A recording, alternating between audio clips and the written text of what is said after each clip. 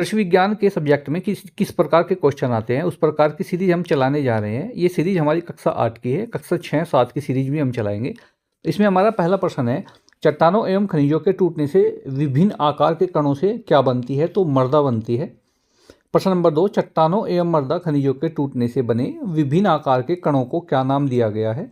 तो उसे जो है बालू, सिल्ट और मृत्तिका नाम दिया गया है। प्रश्न नंबर 3 है, मृदा में बालू, सिल्ट और मृत्तिका के कणों का विभिन्न मात्राओं में आपसी संबंध क्या कहलाता है? तो वह मृदा गठन कहलाता है। प्रश्न 4 है, मृदा गठन का मृदा उर्वरता से क्या संबंध है? देखिए, मृदा गठन उर्वरा शक्ति को स्थिर रखता है और फसलों के पोषण में सहयोग करता है।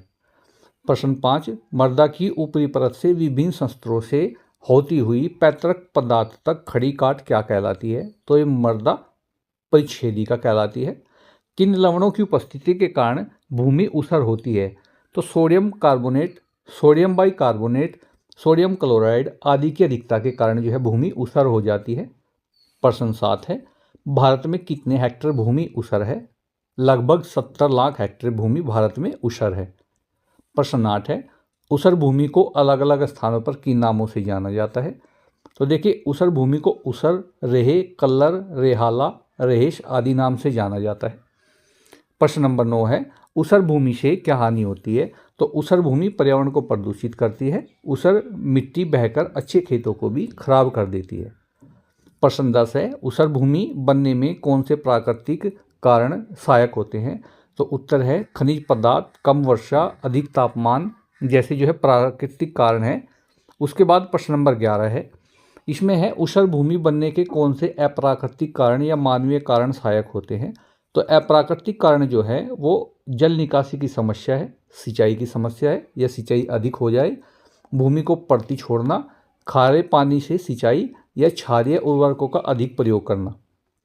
प्रश्न 12, ऊसर भूमि कितने प्रकार की होती है? तो ऊसर भूमि 3 प्रकार की होती है। एक तो होती है सफ़ेद ऊसर या लवणीय मृदा, दूसरी होती है काली ऊसर या क्षारीय मृदा और तीसरी होती है भूरी ऊसर या लवणीय और क्षारीय दोनों प्रकार की मृदाओं का मिश्रण होता है। प्रश्न नंबर 13 है, ऊसर भूमि का सुधार कैसे किया जा सकता है? देखिए, मेड़बंदी करने के, समतलीकरण करके, जल की निकास की व्यवस्था करके और जुताई करके सुधार किया जा सकता है। भूमि सुधार की कितनी विधियां हैं? तो भूमि सुधार की 3 विधियां हैं। भौतिक विधि है, रासायनिक विधि है और जैविक विधि है। प्रश्न 15 हमारे पास है, ऊसर सुधार के लिए उचित फसल चक्र क्या है? देखिए, ऊसर सुधार के लिए 2 वर्षों तक तो है धान, खरीफ, गेहूं, रबी, ढैंचा और जायद की फसलों को बोना चाहिए।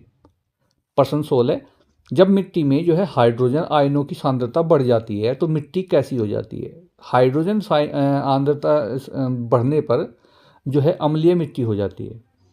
मोटी बालू का आकार कितना होता है? तो 2 से 0.2 mm व्यास की मोटी बालू होती है और मृत्तिका जो है इसका आकार कितना होता है? इसका 0.002 mm से कम होता है। इसके बाद प्रश्न नंबर 19 है, किसी विस्तृत भूभाग में कई वर्षों की लंबी अवधि तक पाई जाने वाली मौसम की दशाओं के औसत को क्या कहते हैं? तो वह क्या कहलाती है? जलवायु।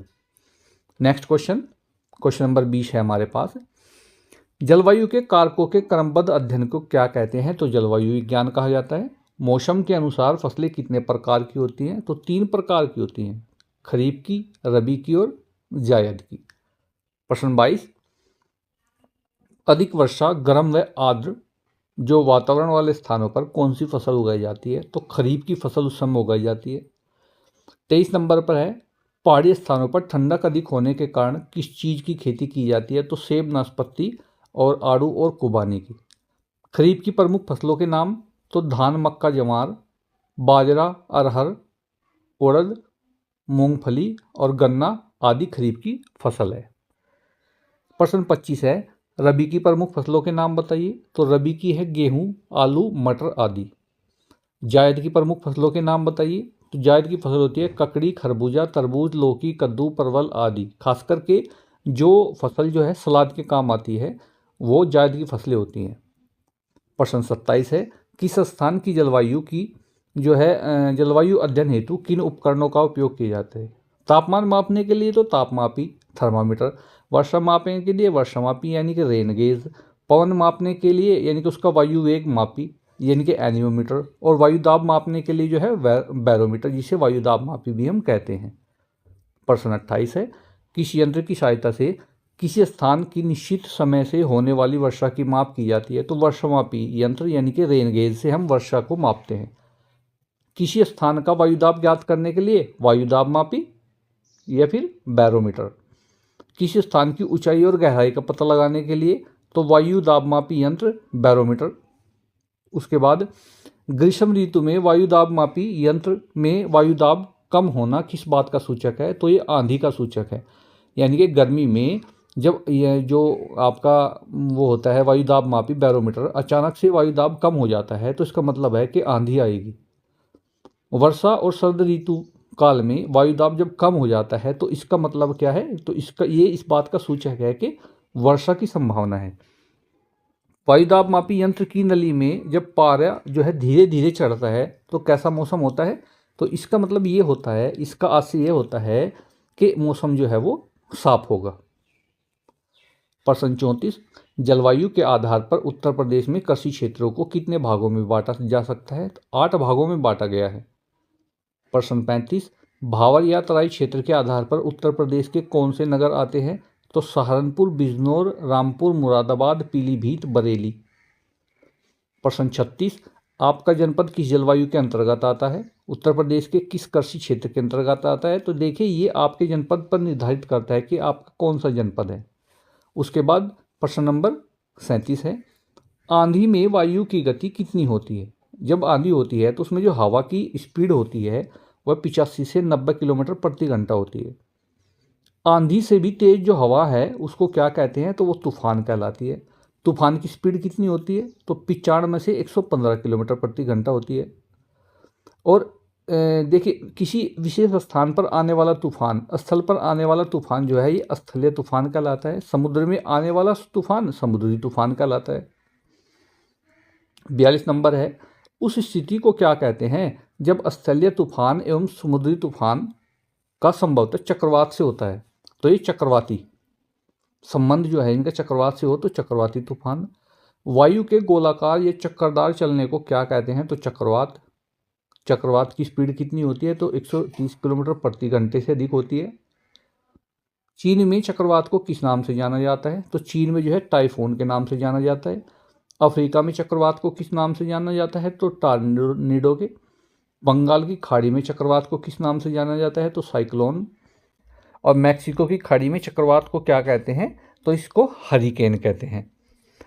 क्वेश्चन नंबर 49 है आपका 49, भारत में चक्रवात को किस नाम से जाना जाता है? तो भारत में चक्रवात को तूफान के नाम से जाना जाता है। प्रश्न 50 है, आंधी एवं तूफान से क्या लाभ है? देखिए आंधी चलने से प्रदूषित वायु के स्थान परिवर्तन से वायुमंडल जो है शुद्ध हो जाता है। क्वेश्चन नंबर 51 है, उस हानिकारक कीट का नाम बताइए जो करोड़ों की संख्या में कई किलोमीटर तक लंबे दल बनाकर मार्ग में पड़ने वाले हरे भरे खेतों, बागों व पेड़ पौधों की पत्तियों व फलों को खाकर संपूर्ण क्षेत्र को नष्ट कर देती है। तो इसका नाम है टिड्डी। देखिए टिड्डी ऐसा एक कीट है कि ये बहुत बड़ी संख्या में उड़ता है और एक समूह में उड़ता है, और जिस खेत पर भी ये बैठता है कुछ ही मिनटों में उस खेत को जो है खा करके ख़त्म कर देता है। प्रश्न नंबर जो है आपका 52 है आपका है, नील गाय को अन्य किस नाम से जाना जाता है? तो पाड़ा, घोड़ रोज व वन रोज, इस नाम से नील गाय को जाना जाता है। नील गाय किसे हानि पहुंचाते हैं? तो बागवानी और कृषि फसलों को। उत्तरांचल में एकाएक बादल फटने की घटना कब हुई? तो जून 2013 में केदारनाथ मंदिर के आसपास हुई थी ये घटना।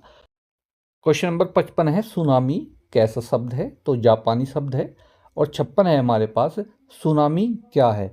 तो देखिए 26 दिसंबर 2004 ईस्वी को यह देवी आपदा सुनामी इंडोनेशिया के सुमात्रा द्वीप में भूकंप आने के कारण घटित हुई। समुद्र के गर्भ में भूकंप के कारण उत्पन्न हलचल को सुनामी कहते हैं। इसमें तीव्र लहरें उत्पन्न होती हैं। यह तूफान भूकंप के अलावा तटीय इलाकों में ज्वालामुखी के फटने से भी उत्पन्न हो सकता है। इसका कहर तटीय इलाकों पर होता है और जो है यह समुद्री भूकंप से जुड़ा होता है। तो देखिए ये थे हमारे 56 क्वेश्चन। नेक्स्ट वीडियो में 57 क्वेश्चन से आगे हम आपको पढ़ाएंगे। 56 क्वेश्चन से आगे देखिए इस समय ये क्वेश्चन बहुत अच्छे हैं परीक्षा की दृष्टि से। आप हमारे चैनल को सब्सक्राइब कर वीडियो को लाइक और शेयर करें। धन्यवाद।